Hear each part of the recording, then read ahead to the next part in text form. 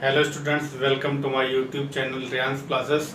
Friends, आज की इस वीडियो में हम लोग इंग्लिश स्पीकिंग यानी कि एट्रीब्यूटिव इंग्लिश की 7वीं बात सीखने जा रहे हैं, जो कि है कॉम्प्लीमेंट्री ऑब्जेक्ट। तो जो कॉम्प्लीमेंट्री ऑब्जेक्ट है वो दो वर्ड से मिल करके बना है। नंबर 1 कॉम्प्लीमेंट और नंबर दूसरा ऑब्जेक्ट यानी कि वर्ड। तो कॉम्प्लीमेंट का मतलब होता है क्लेड वर्ड और वर्ड का मतलब होता है बेयर वर्ड। यानी जो कॉम्प्लीमेंट्री ऑब्जेक्ट इंग्लिश स्पीकिंग की 7वीं बात है वो दो वर्ड से मिलकर के बना है, दो प्रकार के वर्डों से मिलकर के बना है, एक क्लेड वर्ड और एक बेयर वर्ड।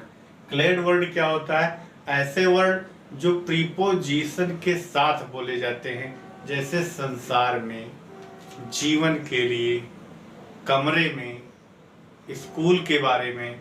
तो ये सब जितने भी मैंने वर्ड बोले इनके साथ में कोई ना कोई प्रीपोजिशन आ रहा है, ये क्लेड वर्ड है।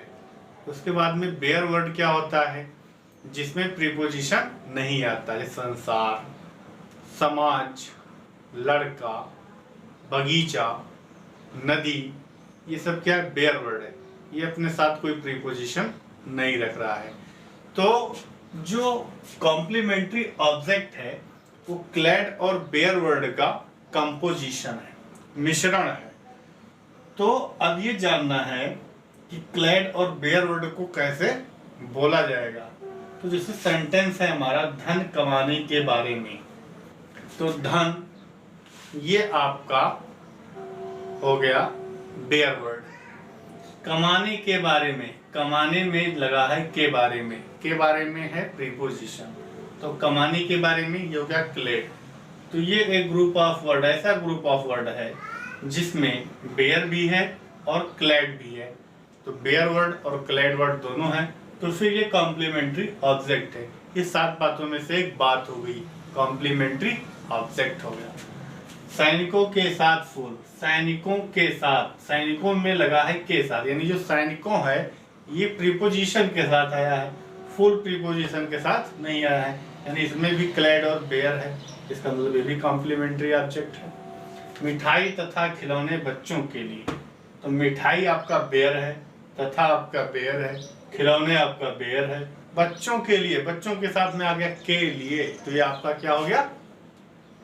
Clade word. तो कॉम्प्लीमेंट्री ऑब्जेक्ट इसी तरह से होता है कि उसमें बेयर भी रहेगा और क्लेड भी रहेगा। और ये जरूरी नहीं है कि एक बेयर हो एक क्लेड हो। कॉम्प्लीमेंट्री ऑब्जेक्ट में एक बेयर दो क्लेड हो सकता है, या दो क्लेड वर्ड एक बेयर वर्ड हो सकता है, एक या एक से अधिक बेयर, एक या एक से अधिक क्लेड हो सकता है। कोई ये समानता नहीं है कि बेयर और क्लेड जो वर्ड है वो इक्वल हो। कुछ भी संख्या हो सकती है बेयर की भी, कुछ भी संख्या हो सकती है क्लेड की भी। तो यहाँ पर एक दो इम्पोर्टेंट पॉइंट्स हैं, उसको हम लिख दे रहे हैं। सबसे पहला इम्पोर्टेंट पॉइंट, कॉम्प्लीमेंट्री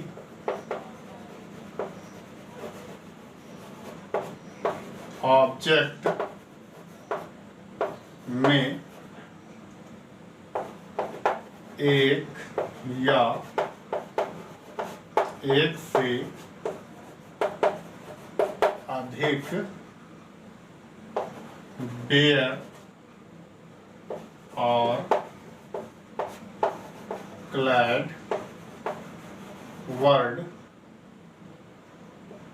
हो सकते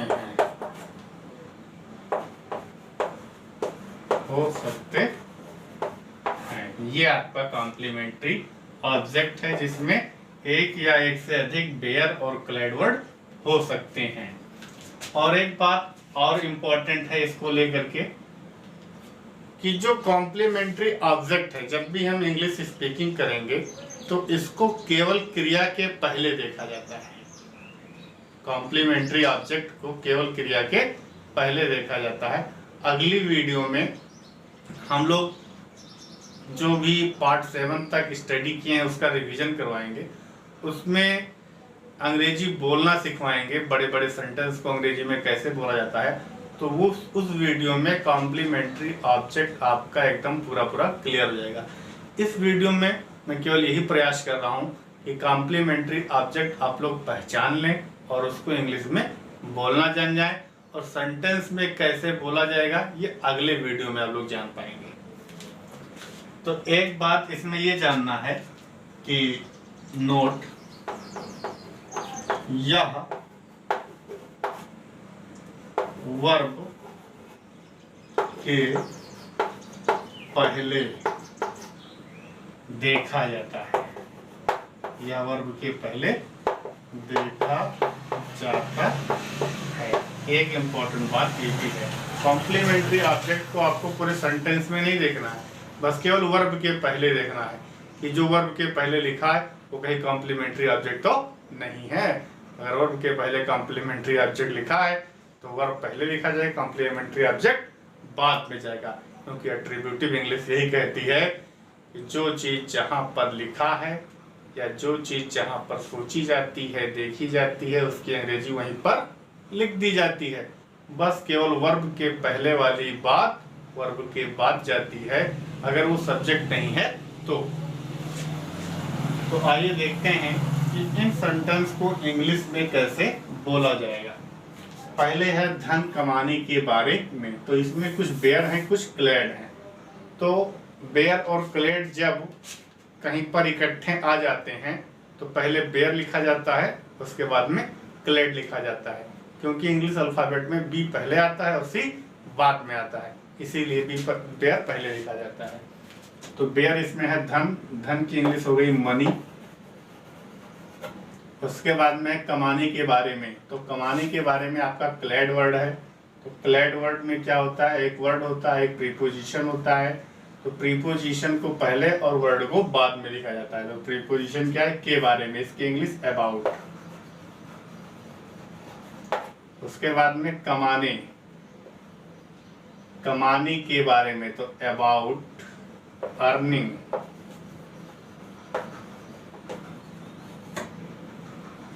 उसके बाद में सैनिकों के साथ फूल, तो इसमें सैनिकों के साथ क्लेड है, फूल आपका बेयर है, तो पहले बेयर लिखा जाएगा, फूल, फूल की इंग्लिश फ्लावर। उसके बाद में सैनिकों के साथ विद सोल्जर्स।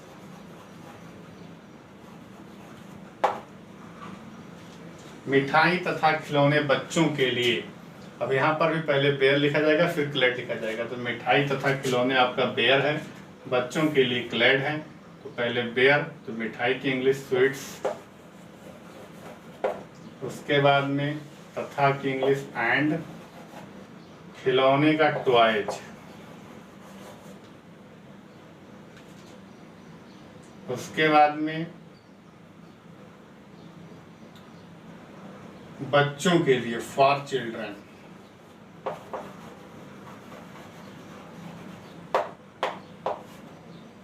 तो इस तरह से आपने सीखा कि कॉम्प्लीमेंट्री ऑब्जेक्ट इंग्लिश में कैसे बोला जाता है। तो स्टूडेंट, आज के इस वीडियो में इतना ही।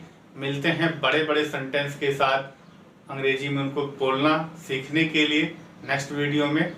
तब तक के लिए नमस्कार, अपना ख्याल रखिएगा।